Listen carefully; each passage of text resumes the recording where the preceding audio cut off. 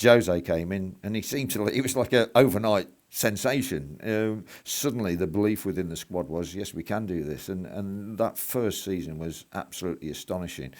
And you sat there and wondered. You looked at the players, Joe Cole, Damien Duff, and people like that, all attacking and going for it, and the defensive setup as well, with John Terry at the heart and then Frank Lampard in front. It was just the spine of the team was amazing. The whole thing was amazing, and there was a buzz about the place. Jose was box office back then. People were, he was like, everybody was talking about him as being a breath of fresh air in the Premier League, and he worked his mind games. I think now maybe it's working off a little bit. People have sussed him out a bit, the way he plays and also his tricks and his mind games, that they're not quite as effective. But he was so fresh and so new.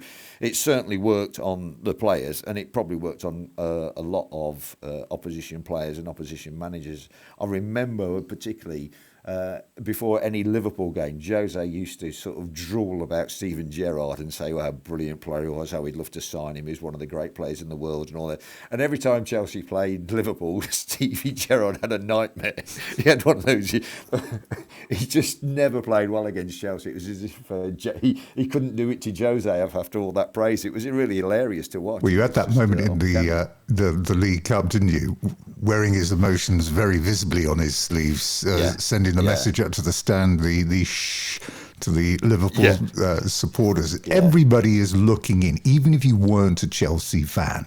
You knew who he was, and you knew if it was a bit of a dull day with your club, you could always go and see what was going on down there. You had that situation with the Champions League, with the UEFA overreaction really to the Anders Frisk comments about meeting Rijkaard in the dressing room at halftime. And then the laundry basket incident, Rui Faria wearing the earpiece, being spotted in the stands in Munich. I mean, you just couldn't make this up. It was like a spy novel at the time. It was so subversive. They were trying to do, and that was Jose. He would try any trick in the book to make Chelsea win and to make his team win. So that he wanted to be there, obviously, massive match, and smuggle him into the dressing room.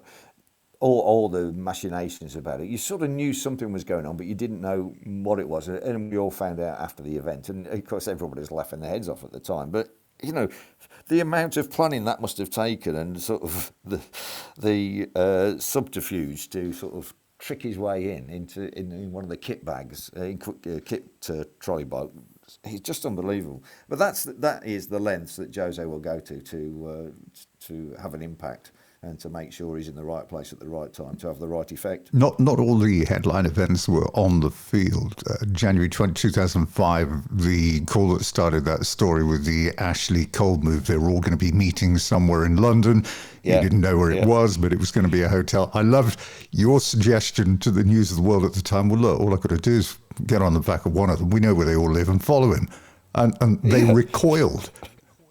I know.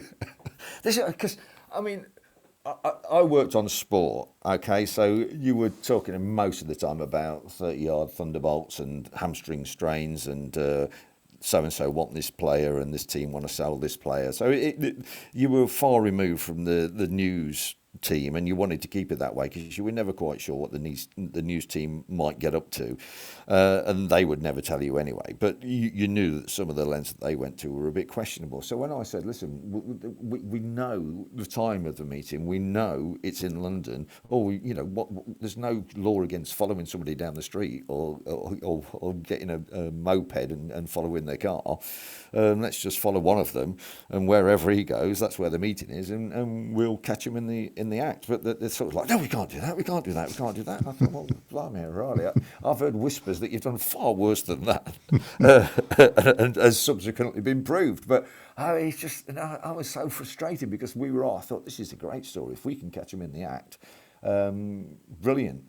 But no, and then in the end, it was a stroke of luck. Some guy who was a businessman had booked the same room the meeting with Chelsea and Ashley Cole overran. So this guy's huffing and puffing and stomping around outside, moaning to the hotel manager, saying, "I've booked this room for 3:00, and while I want to get in there, I've got an important business meeting." Da, da, da, da, da. And of course, because it's Chelsea and Ashley Cole and Jose and all that, the hotel manager's sort of saying, "Well, I'm sorry, you're just going to have to wait. You're just going to have to wait. We're not going to upset Chelsea."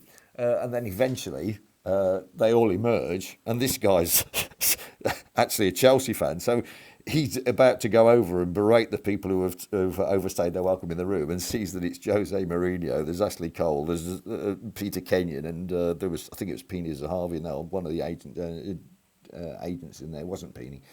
It was Jonathan Barnett, wasn't it? It was Jonathan Barnett, of course, yeah. And he sort of bit his tongue. But being a businessman, he realised that was quite a useful piece of information. So he rang the Sun first, and whoever answered the phone on the Sun was not over impressed with this guy's information. So sort of fobbed him off and said, "Oh, okay, we'll perhaps get somebody to ring you back later, and we'll check it out," and didn't go any further.